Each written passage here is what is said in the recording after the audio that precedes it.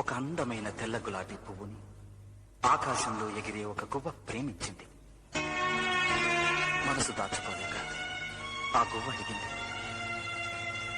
గులాబీ, నేను నిన్ను ప్రేమిస్తున్నాను అని.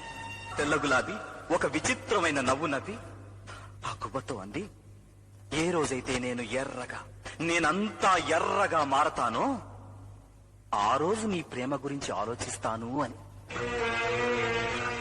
ఆ క్షణమే ఆ గువ్వ అక్కడే ఉన్న ఒక తుమ్మముల్లికి తన గుండెను గుచ్చుకుని నరాలు చీల్చుకుని ఒక్కొక్క రక్తపు బుట్టని ఆ పువ్వు మీద అభిషేకం చేసింది.